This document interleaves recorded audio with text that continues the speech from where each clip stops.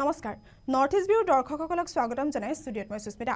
এই মুহূৰ্তত দিবলৈ লৈছে এটা গুৰুত্বপূৰ্ণ খবৰ ৰাজ্যত পুনৰ সংঘটিত হৈছে কিশোৰী নিৰ্যাতনৰ ঘটনা যোৰহাটৰ সম্ভ্ৰান্ত চিকিৎসকৰ হাতত নিৰ্যাতিত হ'ল এগৰাকী কিশোৰী নিৰ্যাতিত কিশোৰীগৰাকী ঘৰ লখিমপুৰ জিলাত কিশোৰীগৰাকীৰ মতে তেওঁ কিতাপৰ ৰিছা নামৰ এজন চিকিৎসকে বন্ধ কৰা ছোৱালী হিচাপে ৰাখিছিল 13 বছৰীয়া কিশোৰীগৰাকীয়ে কাম কৰিব নোৱাৰিলত চিকিৎসকগৰাকীয়ে শাৰীৰিক মানসিক নিৰ্যাতন চলোৱাৰ অভিযোগ তুলিছে ভুক্তভোগী কিশোৰীগৰাকীয়ে আৰু নিৰ্যাতনৰ পৰা বাচিবলৈ কিশোৰীগৰাকীয়ে যোৰহাট বাছ আস্থানত বাছত উঠিবলৈ লওঁতে যোৰহাট আৰক্ষীয়ে উদ্ধাৰ কৰে বৰ্তমান যোৰহাট সদৰ আৰক্ষী থানাৰ পৰা চাইল্ডলাইন নামৰ সংগঠনটোৱে তেওঁলোকৰ আশ্ৰয় গৃহলৈ লৈ যায় কিশোৰীগৰাকীক ছোৱালীজনী আমি খবৰ পাইছিলোঁ যে আপোনাৰ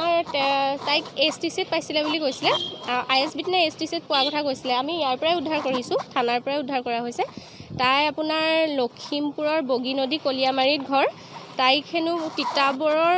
কোনোবা ডক্তৰ এগৰাকী ঘৰত আনিছে বুলি কৈছে মানে এনে ৰিছা বুলি কৈছে ডক্তৰগৰাকী ৰিছা বুলিহে কৈছে আৰু তাত এনে থাকিবলৈহে অনা কথা কৈছিলে কিন্তু ইয়াত আহি বোলে ছোৱালীজনীক কাম কৰাইছে